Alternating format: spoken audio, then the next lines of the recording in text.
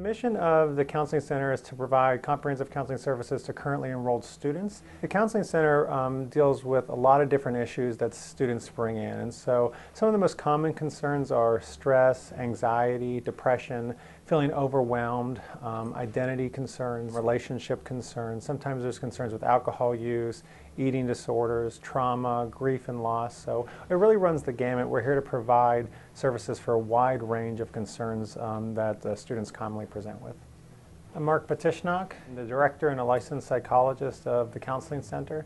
The Counseling Center consists of a large group of people. We have counselors, psychologists, psychiatric staff, as well as office specialists, trainees, and graduate assistants. So there's a wide range of people here who can help out. We have two locations for our counseling center. The main counseling center is located on the Somerville campus. We're on the second floor of the physical plant building on the edge of campus near the big parking lot. We have a second location on the health sciences campus within Pavilion 2, the Student Health Center. We actually have two offices, so we have a counselor, a psychologist, and a psychiatric staff member who actually work within the health center, but actually are not part of the health center. They simply just have offices there.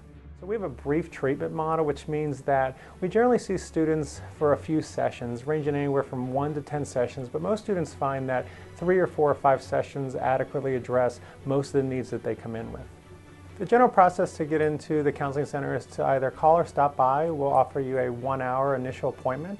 We'll ask you to fill out some paperwork, and then you'll generally just meet with a counselor. We'll ask you some questions to try to get to know you better, and through that course of that appointment, we'll help to collaboratively develop some goals together. Oftentimes it means having a follow-up counseling session, sometimes referral to other places. Students should know about the Counseling Center, that we are a free and confidential service that by paying their tuition, they can use our services. Some common misconceptions about counseling is that you can kind of come in with a problem and that we're going to solve it in one session. Many problems take many sessions to kind of look into and get some resolution of the issue if possible. Another thing is some students will come in and their issue may require more intensive treatment.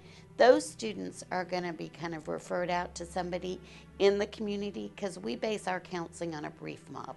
I would share with students if they're feeling a little bit nervous about coming to counseling to know that's very normal. They're in good company. Most students feel a little bit nervous.